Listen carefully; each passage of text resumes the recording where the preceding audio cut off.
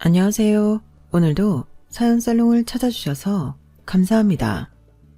여러분, 인생이란 과연 뭘까요? 저의 61세 환갑날에 맞춰 딱 태어난 갓난아기 손녀딸의 영롱한 눈망울을 보니 별별 생각이 다 드네요. 얼마 전 며느리가 손녀딸을 낳아 시모인 제가 옆에서 간호를 하며 차분하게 제 인생을 반추해보는 기회를 갖고 있어요. 그런데 생각해보니 태어나서부터 지금 이 시간까지 미친 듯이 열심히 살았지만 너무너무 힘이 들어 땅으로 꺼져버리고 싶었던 적이 한두 번이 아니었거든요. 이틀 전 태어난 우리 손녀딸만큼은 저와는 다르게 평탄한 삶을 영위하기를 바라지만 세상이 우리 손녀딸의 인생을 어디로 데려갈지 모르기에 약간은 가여운 마음이 들기도 합니다. 인생이 행복하기만을 바라는 건 사람의 본성이죠. 하지만 경험상 인생은 쓸 고자라는 걸 받아들이는 게 마음 편하더라고요. 적어도 진흙탕 같던 제 삶은 그랬답니다. 너무 바보같이 착한 제 며느리는 저처럼 고아 출신이라 친정이 아예 없답니다. 그렇게 시모인 제가 현재 출산 후 수발을 들어줄 수밖에 없어요. 우리 며느리 참으로 가엾죠. 난산에 난산을 거듭한 끝에 아주 힘들게 아이를 낳아서 아직도 거의 실신지경으로 뻗어 있네요. 며느리의 남편, 그러니까 제 아들은 어디 가고 시모인 제가 수발을 드냐고요. 눈에 넣어도 아프지 않던 우리 아들은 하늘의 별이 되어 떠났어요. 아직도 우리 외동아들이 죽었다는 사실이 믿어지지 않아요. 당장 엄마, 나 예쁜 딸 낳았어요 라며 한바구음 지을 것만 같은데 죽은 우리 아들 얼굴이 만져질 것만 같아 허공에 손을 뻗어봅니다. 하늘이 별이 된 아들이 미치도록 그리운 밤이네요. 하지만 이렇게 슬프게 눈물을 흘리며 아들을 그리워하는 건 오늘로 그만하려 합니다. 갓 태어난 우리 손녀딸과 이제 딸처럼 대해주려는 우리 며느리를 위해서라도 말이죠. 최대한 씩씩하고 밝은 할머니가 되어 우리 세 가족 지키겠습니다. 이 슬픔을 끝내기 위해 오늘 제 인생을 통째로 정리해보는 시간을 가지려 해요. 제가 애정하는 사연살롱 시청자 여러분들께서 이 시간을 함께 해주시겠어요? 그럼 외롭지 않을 것 같네요. 제 인생의 첫 기억은 고아원이었어요. 추운 겨울이었는데 아빠로 추정되는 한 남자가 절 조그만 보따리와 쪽지 한 장과 함께 고아원 앞에 버리고 빠이빠이 하고 가버린 거죠. 전 고아원 문을 두드렸고 이내 곧 고아원 원장님이 나와서 절 구제해 주셨어요. 몇 살 때인지조차 잘 기억이 안 나지만 아빠가 날 버렸다는 것과 천사처럼 여겨지는 고아원 원장님께서 날 이끌고 갔던 건 기억이 나요. 그런데 점차 나이가 들면서 그 기억조차 진짜 있었던 사실인지 아님 내가 머릿속에서 만들어낸 환상인지 구분이 안 되더군요.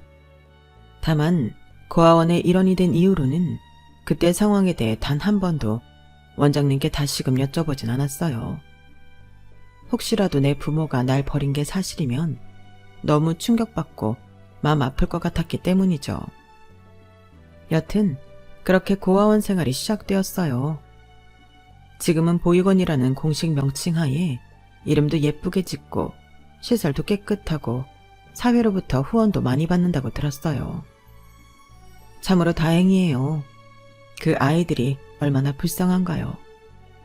세상에 나오고 싶어서 나온 게 아니라 어른들의 이기심과 무책임함으로 세상에 내보내진 거잖아요. 특히나 고아원을 졸업할 때쯤 되면 정말 막막하기 그지없는데 조금 더 온종의 손길이 갔으면 하는 바람입니다. 저부터도 보육원에 좀 더 기부도 많이 하고 챙겨야겠네요. 제가 있던 시절에는 참 많이 열악했어요. 음식, 온수, 심지어 이불과 옷 등 모든 게 부족했죠. 또 버려진 아이들은 왜 이렇게 많은지 항상 고아들로 바글바글한 시설 속에서 살아야 했어요. 어린이날 과자 한 박스라도 받으면 세상을 얻은 기분이었고 과자 쟁탈전이 장난 아니었죠. 그런데 전 그보다 제 얼굴을 보면 가장 먼저 보이는 거대한 코 때문에 놀림을 많이 받았던 게 어린 맘에 상처가 되었어요. 아빠가 절 고아원에 버릴 때 쪽지에 적어둔 저의 이름은 김수봉이었지만 어릴 적부터 제 별명은 코봉이었죠. 야, 코봉아, 넌 어찌 콧구멍도 그리 크냐? 콧구멍 한쪽에 알감자 하나 더 들어가겠다. 하하하. 코봉이래요. 코봉이래요. 메롱메롱. 고아원 친구들이 이렇게 놀려댈 때면 전 고아원 원장님께 바로 가서 이르기 바빴죠. 전교연이었던 원장님이 진짜 천사가 아닐까 생각했던 적이 많을 정도로 정말 좋으신 분이었어요. 그 점은 아빠한테 감사드리네요. 좋은 원장님이 계신 고아원에 날 버려준 건 말이에요. 원장님, 저 남자애들이 나보고 코봉이라고 또 놀려요. 콧구멍 한쪽에 알감자 하나가 들어가겠대요. 쟤네들 좀 혼내주세요. 근데 전 왜 이렇게 코가 큰 거예요, 원장님? 수봉아, 너의 그 큰 코 덕분에 네 얼굴이 훨씬 더 시원스럽고 예뻐 보이는걸? 그만 울거라, 예쁜 아가. 원장님이 우리 수봉이 놀리는 아이들 혼내줄 테니. 전 이 기회를 빌미로 고아원 원장님께 진짜 하고픈 말을 했던 것 같아요. 근데요, 원장님, 저 엄마라고 불러도 될까요? 엄마라고 너무 부르고 싶어요. 네? 아유, 우리 수봉이가 엄마라는 말을 너무 해보고 싶었구나. 그래, 수봉아. 네가 원하는 만큼 얼마든지 엄마라고 불러도 좋아. 난 여기 고아원에 있는 아이들 모두의 엄마니까. 그때부터 원장님을 엄마라고 원없이 부르며 살았어요. 너무너무 불러보고 싶은 호칭이었거든요. 엄마. 전 엄마가 보고 싶을 때면 노래를 부르곤 했어요. 언제부턴가 노래를 꽤 잘한다는 소리를 들어서인지 일부러 사람들 많을 때 나가서 가수 마냥 장기자랑을 하곤 했죠. 아직도 기억이 나네요. 월남에서 돌아온 새까만 김상사. 이 노래를 들을 때면 70년대 고아원에 있던 시절이 절로 떠올라요. 그땐 그렇게 고아원에서 얼른 졸업하고 싶었는데 막상 사회에 나오니 지옥이 따로 없었죠. 어쩌면 고아원 울타리 안에서 지내던 때가 천국이었는지도 모르겠네요. 여기저기서 가수하라는 말을 들어서 제가 정말 세상에서 가장 노래 잘하는 사람인 줄 알았어요. 우물안 개구리였죠. 제 안에 점점 가수의 꿈이 굳어지고 고아원에서 자립할 시점이 다가오자 그때 당시 가장 핫했던 서울 명동으로 가서 가수의 꿈을 펼쳐보자라는 생각을 가졌어요. 마침 몇 년 전 먼저 자립해서 명동 캬바레 삐끼를 하고 있던 진석 오빠가 이쪽으로 오면 무대를 주선해주겠다며 연락을 해왔죠. 그 제안을 덥석 물고는 무작정 서울로 상경했어요. 처음 와보는 세련된 명동거리에 눈이 휘둥그레졌죠. 지나가는 사람들도 어찌나 멋지고 화려하던지 다들 배우 같더군요. 시골 촌년이었던 제가 두리번 진석 오빠가 일한다는 캬바레를 찾아가고 있었는데 웬 사주팔자 본다는 점집이 눈에 들어오더군요. 문이 좀 열려있는 것 같아서 빼꼼히 안을 들여다보았는데 갑자기 쓱 어떤 한복을 입은 아저씨가 나오더라고요. 전 보러 왔소? 방금 문 열었는데 들어오쇼. 아, 저 가진 돈이 이것밖에 없어서요. 서울 처음 와봐서 그냥 구경하는 중이에요. 전 손에 쥐고 있던 동전 몇 푼을 펼쳐 보였죠. 원래는 훨씬 더 받는데 서울이 처음이라니 그것만 받고 전 봐드릴게. 얼른 들어오쇼. 그렇게 얼떨결에 점을 보게 되었어요. 태어난 시와 날짜를 정확히 모르니 거의 관상만으로 볼 수밖에 없었죠. 관상을 보아하니 코와 귀는 아주 훌륭하구만. 기본적으로 재물복이 있는 상이야. 그런데 다른 이목구비들이 그 복을 받쳐주지 못해. 나이에 비해 굵은 주름도 많고 말이야. 손금도 아주 기구할 팔자야. 환갑 때까진 무진장 고생을 좀 하겠어. 특히 남자랑은 아주 상극이야. 그 남자가 아들이건 남편이건 아버지건 다 안 맞아. 아주 나중에 손녀딸이 태어나면 당신의 모든 인생을 풀어줄 거야. 비단처럼 아주 부드럽게 말야. 뭐 안타깝지만 그때까지 물 위에 떠있는 오리 마냥 가라앉지 않기 위해 발바둥을 치며 살아야 할 팔자네. 여기까지. 환갑 때까진 죽을 힘을 다해 살아야 한단 말이 상당히 거슬리더군요. 그래도 재물복은 있다고 하니 현재 땡전 한 푼 없는 내가 과연 돈을 모을 수나 있을까? 의심이 들긴 했지만 그러려니 하고 나을 수밖에 없었죠. 명동 캬바레를 찾아 진석 오빠의 도움으로 가수 알바 자리를 잡을 수 있었어요. 진짜 쥐꼬리만한 돈이었지만 미리 받은 성급금으로 쪽방촌에 월세방도 얻을 수 있었죠. 캬바레 사장은 김수봉이라는 제 이름을 듣더니 피식하고 웃더군요. 김수봉이 뭐야? 시장에서 야채 파는 옆에 내 같잖아. 앞으로 김엘리자라는 이름을 쓰라고. 머리, 옷, 화장도 다 세련되게 하고 말야. 알았지? 그렇게 졸지에 김엘리자가 되어 영어 까막눈인 제가 한글로 발음을 적어가며 팝송도 부르고 제법 반무대 가수의 면모를 갖추어 갔어요.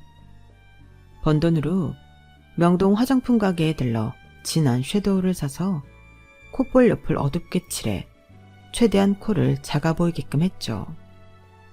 그렇게 밤을 새가며 무대에서 열심히 노래를 부르고 있었는데 하루는 어두운 객석 테이블에서 어떤 아저씨가 술에 취해 잔뜩 소란을 피우고 있더군요. 야, 너 그것도 노래라고 부르고 앉아있냐? 쌍판떼기 못생긴 게 당장 내려와. 트로트를 부르란 말이야, 트로트. 웬 팝송을 부르고 찌랄이야. 너 때문에 더 취하잖아. 그 아저씨는 제게 안주를 집어던지더니 나중엔 술병까지 집어던지려더군요. 무대 밑에서 진석 오빠가 절 보호하기 위해 갑자기 제 본명을 크게 외쳤죠. 수봉아, 김수봉, 일단 얼른 무대 뒤로 들어가. 그런데 수봉이라는 제 본명을 듣자 행패 부리던 아저씨의 눈빛이 달라지더군요. 뭐? 수봉이? 저 엘리자라는 가수 본명이 수봉이야? 혹시 너 저기 시골 빨간 집은 고아원 출신이니? 종교단체에서 운영하다던 그 고아원에서 자랐어? 아니, 아저씨, 내가 고아원 출신이란 걸 어떻게 알고 있어요? 내 뒷조사라도 했단 말이에요?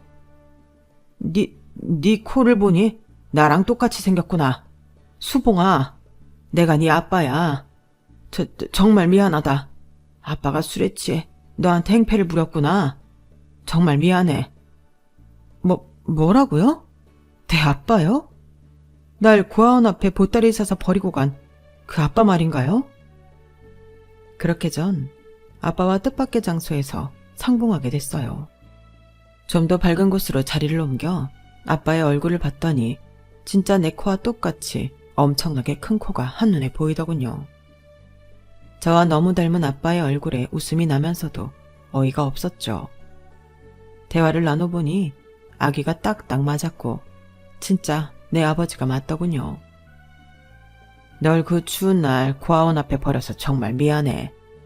그래도 내가 지어준 네 이름을 잊어버리지 말라고 쪽지의 이름이랑 내 사정을 써서 둔 거야. 네 엄마가 집을 나가버리고 도저히 내가 일하며 키울 수가 없어서 널 고아원에 맡기고 말았다. 죽일 놈이 옆였네. 널 버린 건 다 네 엄마 탓이야. 어쨌든 널 볼 면목이 없구나. 그동안 얼마나 힘들게 살았니? 이렇게 잘 커져서 고맙다. 고마워. 오랜만에 만나서 내 앞에서 얼굴도 모르는 내 엄마 욕을 하는 아빠가 얄미우면서도 이 상황이 슬펐어요. 그놈의 돈이 뭔지. 이렇게 된 탓을 가난함으로 돌리기로 했죠. 어쨌든 피가 섞인 내 부모가 생겼다는 것이 내겐 마치 세상이 천지개벽한 것처럼 느껴지더군요. 드디어 나에게도 가족이 생겼다. 아빠를 미워했던 마음도 눈 녹은 듯이 사라지고 그저 섬기고 잘해드리고 싶었어요. 여전히 쪽방촌을 전전하며 노가다 일로 하루 벌어 하루 먹고 사는 아빠가 불쌍했어요. 그런 삶이 고단해 스트레스를 풀기 위해 카바레나 유흥업소 다니며 술 드시는 게 안타깝게 느껴지기도 했고요. 아무튼 딸로서 호강시켜드리고 싶은 마음이 컸어요. 그때쯤 일이 상당히 잘 풀리고 있었어요. 무명 가수였지만 제가 설 수 있는 밤무대가 점점 넓어졌고 업소도 많이 예약되어 있었죠. 차 떼고 포 떼고 해도 그때 당시 잘 나가던 대기업 연봉 정도는 남았던 것 같아요. 전 아빠를 쪽방촌에서 빼내와 제가 살던 반지하 월세방 1.5룸짜리로 모셔왔어요. 그리고 아빠를 집에서 쉬시게 하고는 아빠한테 밤무대에서 번 돈을 모조리 가져다 드렸어요. 어떤 날은 현금을 박스에 담아드리기도 했고요.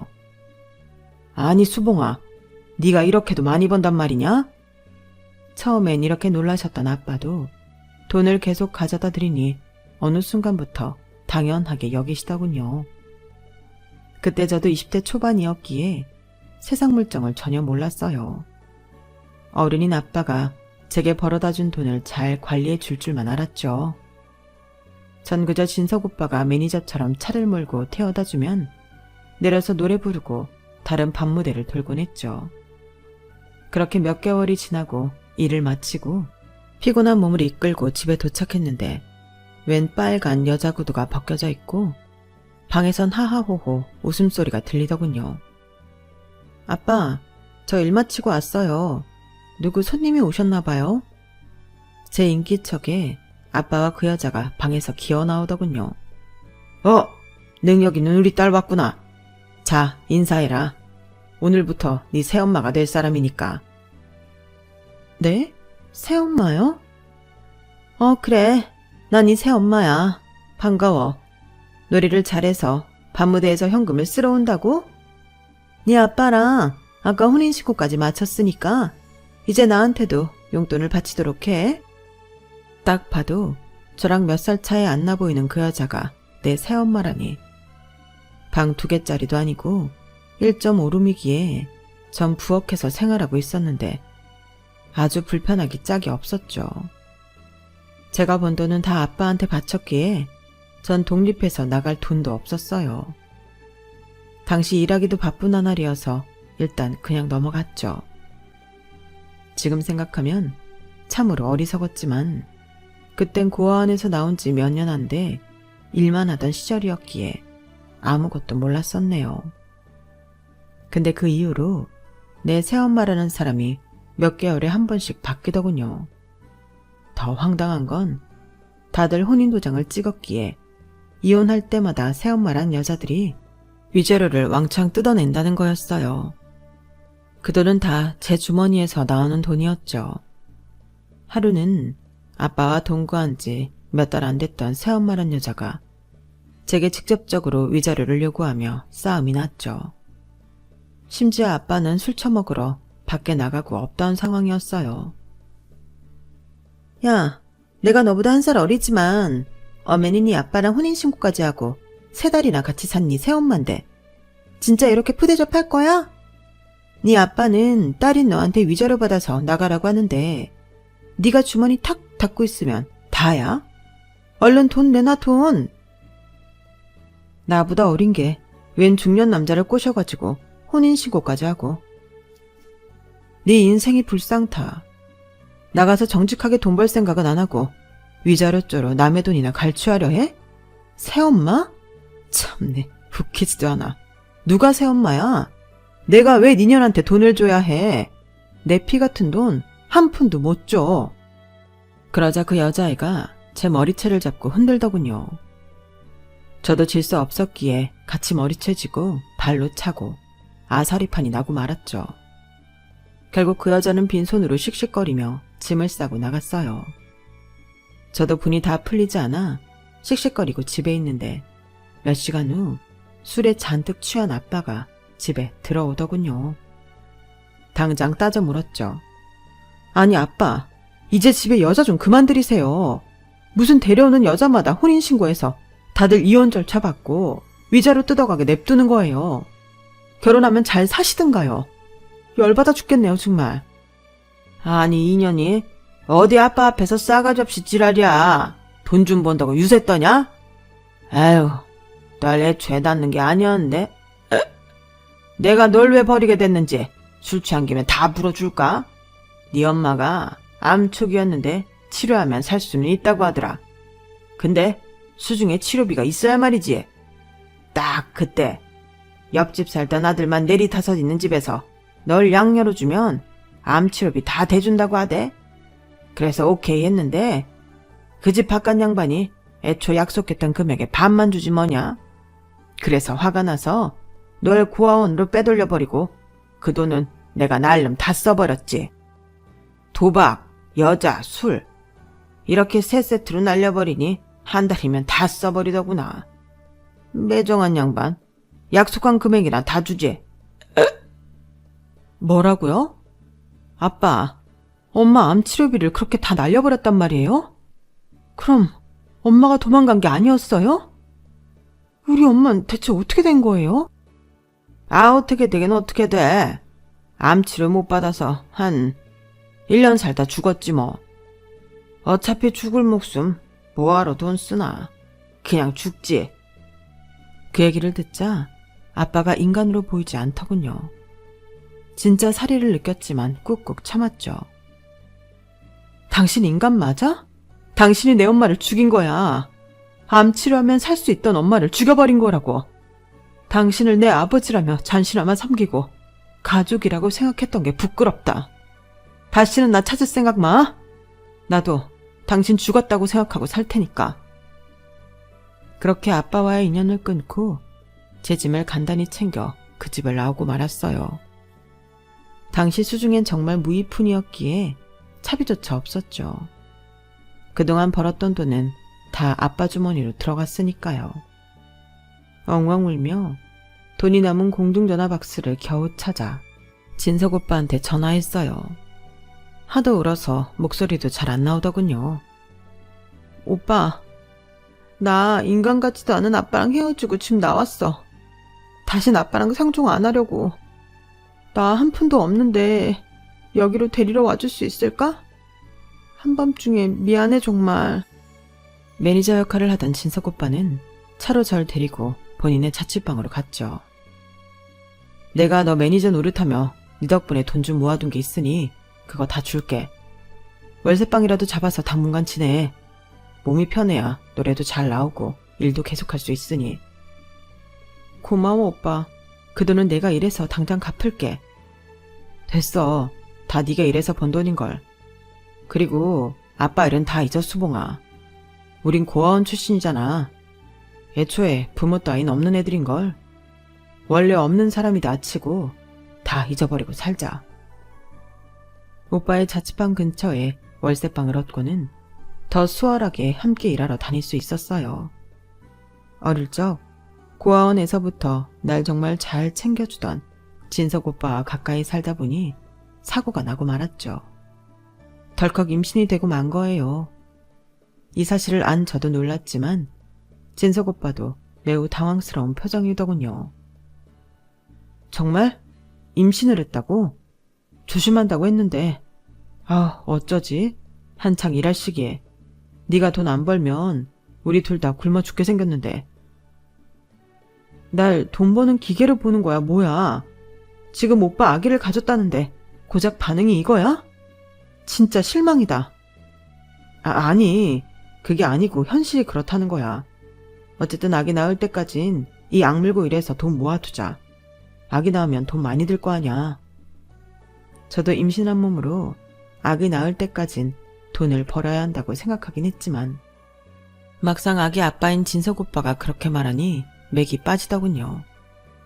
그런데 임신을 해서인지 컨디션이 급격히 안 좋아짐을 느꼈어요. 산부인과에 갔더니 뭔가 느낌이 안 좋다며 큰 병원에 가서 검사를 받아보라더군요. 그렇게 생전 처음 대학병원에서 검사를 해본 결과 갑상선 암이라는 진단을 받았어요.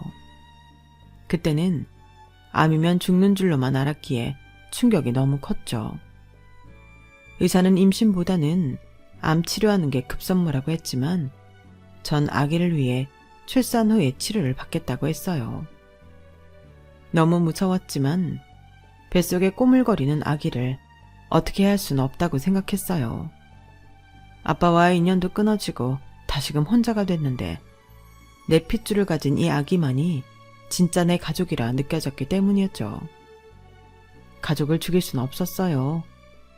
혼인신고를 하고 같이 살고 있던 진석 오빠도 암치료를 권했지만 제가 미루자고 했어요.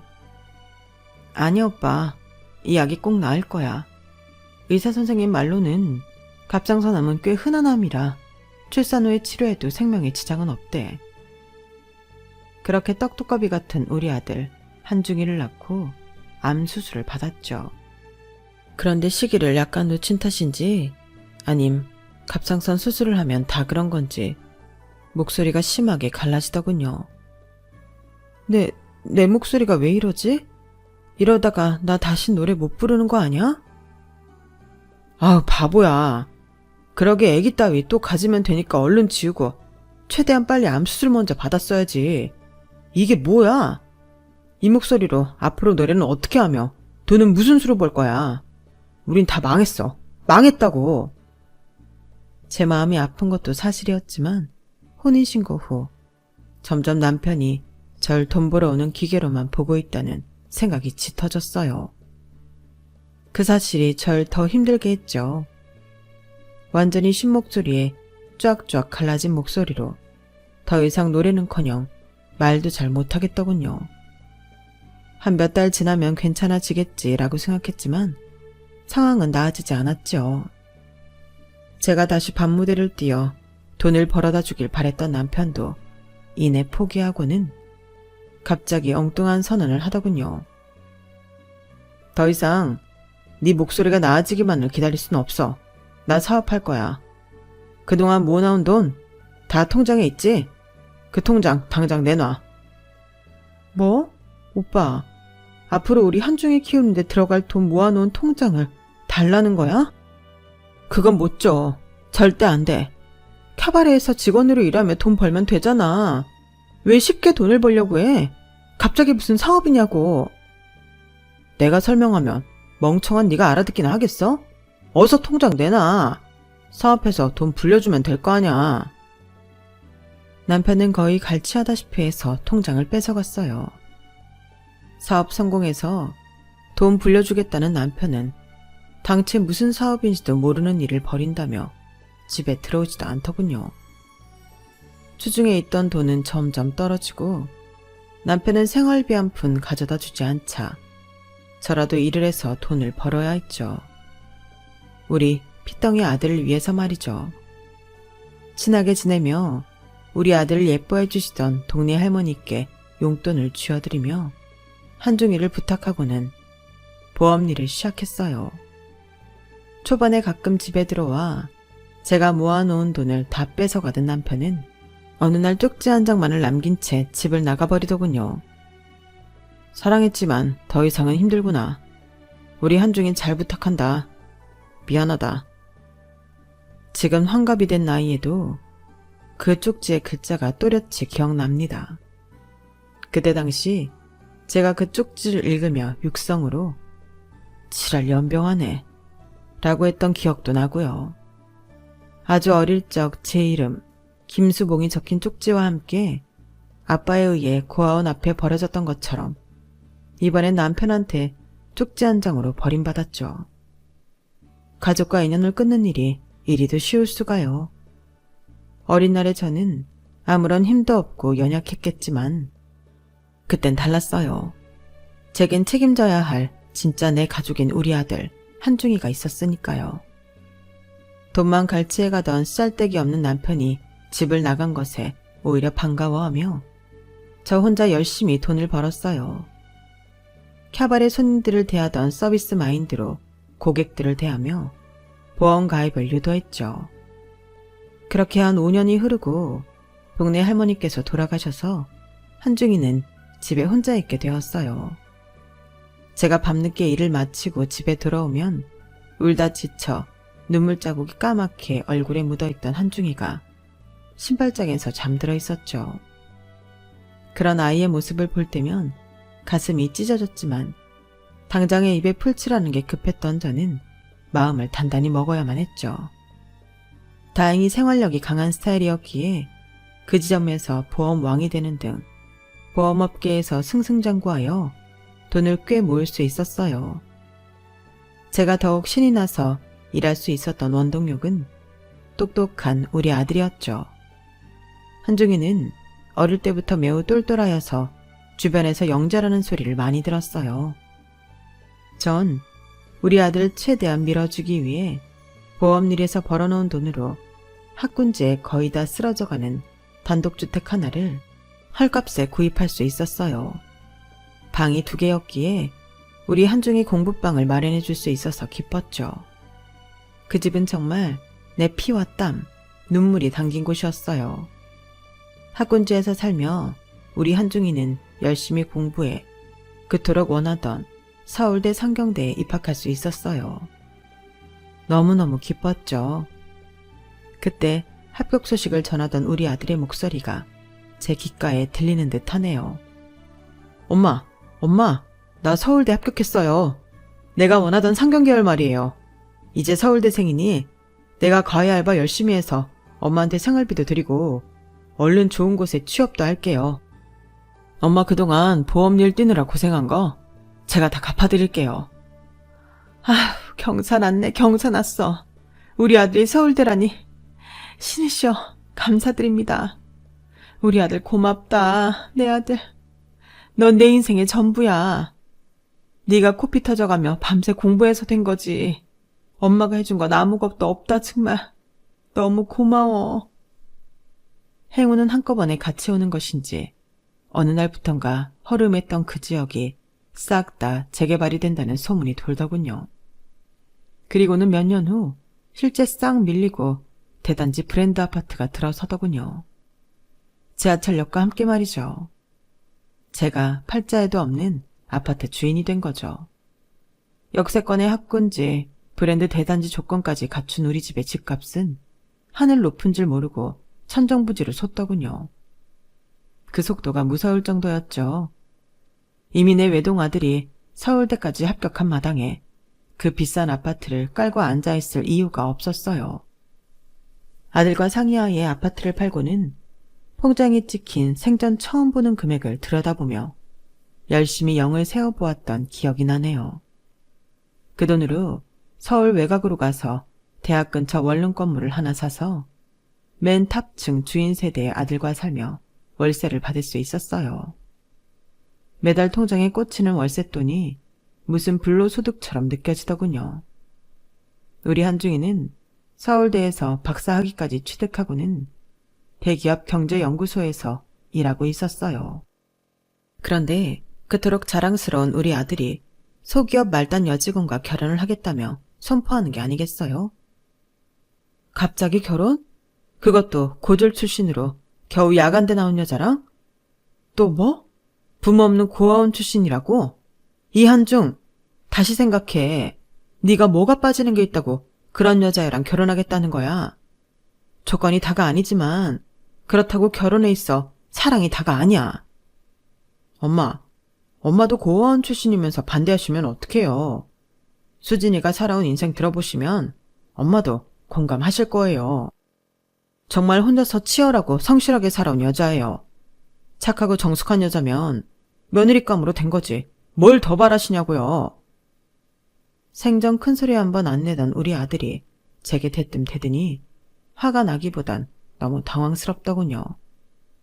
그래도 제가 끝까지 반대하며 만나보려 하지도 않자 단식 투쟁까지 벌이더군요. 서울대 가기 위해 코피 터져가며 밤샘 공부하던 그 열정으로 제게 결혼 허락을 요구했어요. 결국 두 손 두 발 들 수밖에 없었죠. 며느리감을 만나는 순간 잠시나마 반대했던 제가 바보같이 느껴졌어요. 그들은 진심으로 사랑하는 것처럼 보였고 예비 며느리도 정말 현숙한 여성으로 보이더군요.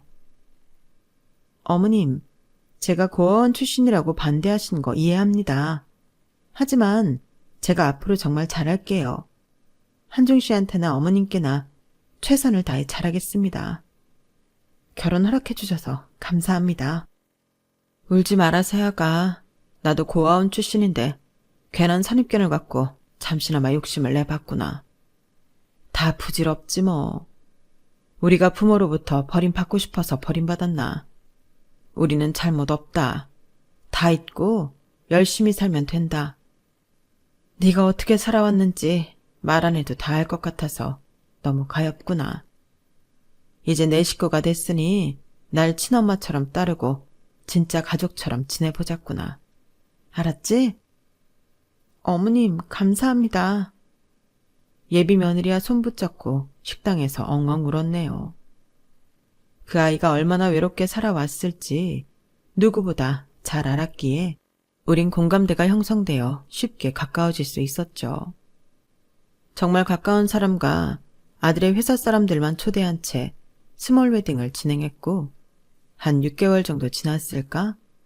행복하게만 살던 우리 가족에게 청천벽력 같은 소식이 전해집니다.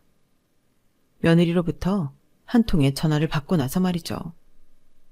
어머님, 지금 한중 씨가 퇴근길에 교통사고가 크게 나서 응급실로 가고 있는 중이에요. 어머님도 얼른 병원으로 오세요. 의사가 아주 위급한 상황이라고 상태가 안 좋은 것 같다는데 너무 무서워요, 어머님. 뭐? 내 아들이? 당장 갈게. 기다려라. 아들의 교통사고 소식에 누구보다 무서운 건 애미인 저였죠. 긴 수술 끝에 아들은 목숨만은 건질 수 있었지만 거의 전신마비에 가까운 상태로 지낼 수밖에 없었어요. 하지만 의지력 강한 아들은 하루도 안 빼놓고 물리치료를 받은 결과 손 정도는 움직일 수 있는 상태가 되었어요. 엄마, 나 이제 손 움직일 수 있으니 노트북으로 경제 관련 책을 좀 써보려고 해요. 내가 이쪽 전문가인 경제학 박사인데 내가 안 쓰면 누가 쓰겠어요? 이제 한시름 놓으세요, 엄마. 맨날 내 걱정하느라 잠도 잘 못 주무시는 거 알아요. 고맙다, 우리 아들.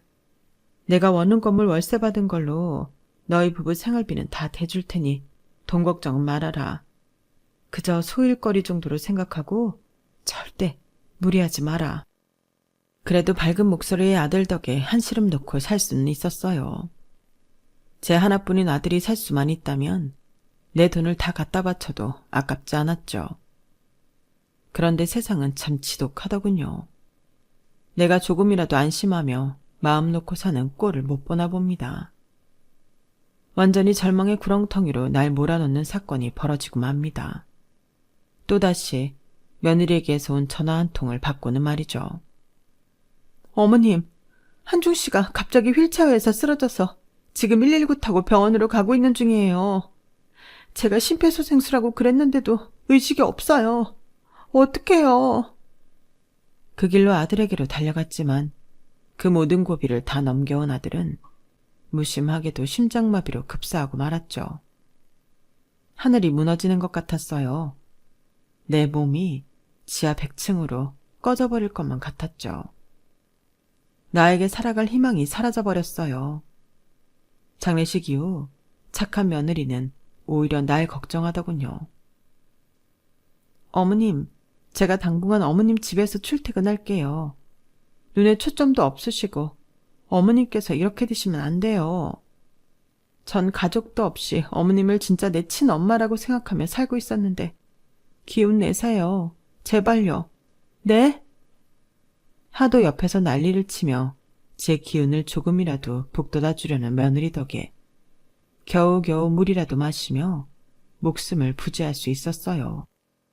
가만히 있다가는 내가 어떻게 돼버릴지도 모른다는 생각에 뭐라도 해야겠더군요.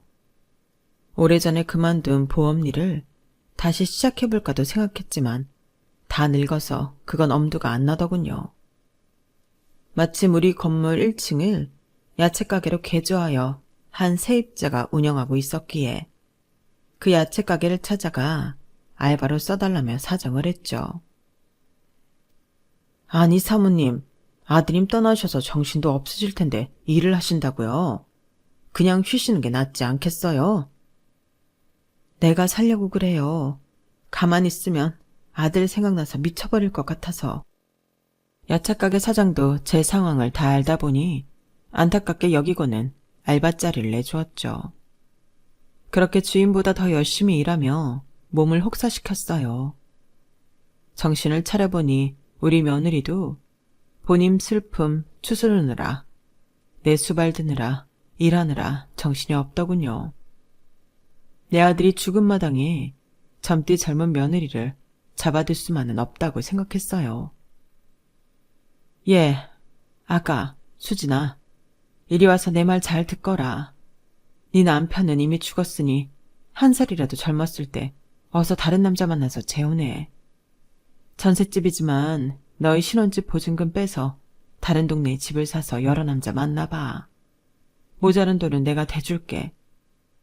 어머님, 저를 내쫓으시려는 거예요? 한중 씨 생각이 너무 나서 신혼집에는 못 들어가겠어요. 전 어머님 곁이 편해요. 절 친딸처럼 여기신다고 했잖아요. 이제 와서 내쫓으시려는 거예요? 더 이상 다른 남자와 결혼 안 할 거예요. 그냥 어머님 모시면서 평생 같이 살 거라고요. 저만 같아선 착한 며느리와 평생 같이 살고 싶었지만 그건 제 욕심이라 생각했어요. 일부러 정떼기 위해 단호하게 말했죠. 네가 내 피가 섞인 내 친딸도 아닌데 지금 내 아들 죽은 마당에 네가 네 수발까지 들어야 하니? 나도 힘드니 당장 내 집에서 나가주렴. 내일까지 짐 빼라. 며느리는 울며 겨자 먹기로 따로 나가 살았어요. 약속한 대로 제가 대출까지 해서 돈을 많이 보태주어 다른 동네에 좋은 집을 사게 해주었죠. 일부러 며느리 연락은 받지도 않았어요. 저부터 며느리에 대한 정을 떼야 했으니까요. 그렇게 9개월 정도 흐른 뒤 한참 야채 가게에서 구슬땀을 흘려가며 알바일을 하고 있는데 모르는 번호로 전화가 걸려오더군요. 최수진 씨 시어머님 되시죠? 얼른 산부인과로 손녀딸 보러 오셔야죠. 지금 막 태어났는데 최수진 씨가 보호자가 없네요. 네? 그게 무슨 말이에요? 수진이가 출산을 해요? 암튼 알았어요. 일단 보호자가 없단 소리에 서둘러 집을 나서서 택시를 잡았는데 택시 안에서 별별 생각이 다 들더군요. 아니, 임신한 적이 없는 애가 왜 애를 낳아? 글쎄 다른 남자 아기를 가졌단 말이야? 그런데 왜 전 시어머니 날 부르지? 새로운 남편과 시어머니가 있을 텐데 말이야. 당장 산부인과에 쫓아갔죠. 왜 전 시어머니 날 불렀는지 따져 물을 생각도 있었어요. 그런데 간호사가 아기를 보여주는데 그 자리에 주저앉아 오열할 수밖에 없었어요. 어릴 적부터 절 닮아 큰 코를 가졌던 우리 아들의 얼굴이 그 아기에게 그대로 있던 거였어요. 간호사의 연락을 받고 아기를 제 품에 안았는데 마치 제가 우리 한중이를 갓 낳고 품에 안았을 때로 돌아간 것 같더군요. 죽은 우리 아들과 얼굴이 똑같았죠. 더 의심할 나위도 없었어요. 오열하며 거의 실신에 있는 며느리에게 갔어요. 얘야, 아기 낳느라 수고했다. 근데 대체 이게 어찌 된 일이니? 아기 얼굴이 우리 한중이랑 똑같구나. 어머님, 한중 씨가 자기 닮은 아기를 꼭 갖고 싶어 해서 사고가 난 이후로 정자를 채취해 얼려놨었어요. 시험관이라도 해보려고요. 한중 씨의 심장마비로 그렇게 떠나고 어머님한테서도 쫓겨난 이후로 저 혼자 병원 다니며 시험관 시도를 했는데 단번에 성공했지 뭐예요. 그래서 이렇게 한중 씨 닮은 예쁜 딸을 낳을 수 있었네요. 한중 씨 살아생전에 우리 미래의 아기 이름도 지어놨어요. 아들이든 딸이든 우리 이름 한 자씩 따서 수현이라고 짓기로 했죠. 이 수현이요. 우리 수현이 참 이쁘죠? 한중 씨의 그 큰 보코를 쏙 빼닮았네요. 수고했다, 우리 아가야. 너 혼자 얼마나 맘고생 몸고생 심했니? 내가 널 내쳐서 미안하구나. 그동안 이 시애미도 네가 얼마나 보고 싶었는지 몰라. 이제 우리가 진짜 가족이 되었구나. 너의 핏줄과 내 핏줄이 섞인 우리 수연이도 태어났으니 말이야. 내가 우리 손녀딸 옆에서 잘 키워줄게. 너한테도 친정엄마처럼 잘해줄게. 앞으로 나만 믿고 따라오너라. 진심으로 고맙다.